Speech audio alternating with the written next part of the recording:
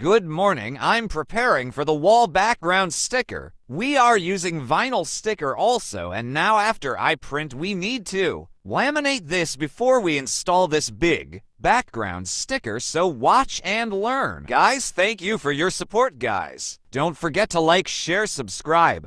Let's go!